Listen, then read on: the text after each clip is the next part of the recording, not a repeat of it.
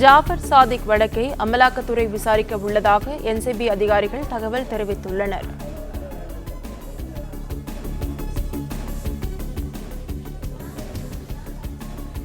இதுகுறித்த முழு விவரங்களை இணைப்பில் காத்திருக்கும் செய்தியாளர் சரவணன் வழங்க கேட்கலாம். சரவணன், வணக்கம். தகவலை பதிவு பண்ணலாம்.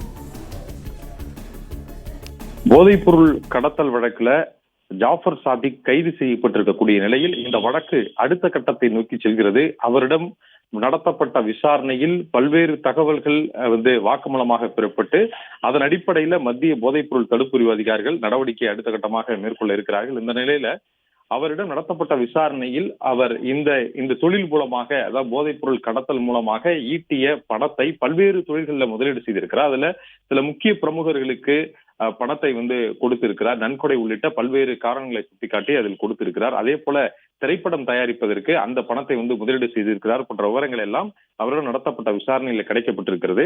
அதன் அடிப்படையில் சில ஆவணங்களையும் ஜாஃபர் சாதிக்கிடம் இருந்து மற்றும் அது தொடர்பாக நடத்தப்பட்ட சோதனையில் கைப்பற்றியிருப்பதாக என்சிபி அதிகாரிகள் தெரிவித்திருக்கிறார்கள்.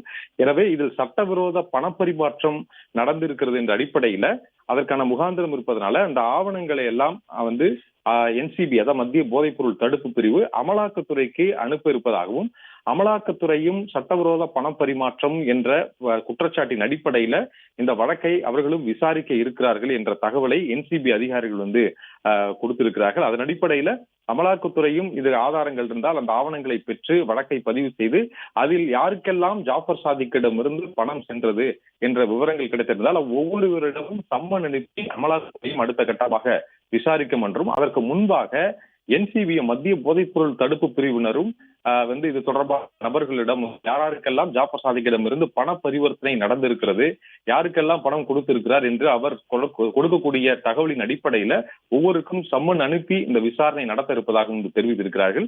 என்சிபி அதிகாரிகள் கூறிய தகவலின்படி இந்த வழக்கில் அமலாக்கத்துறையும் தீவிரமாக விசாரிப்பார்கள்.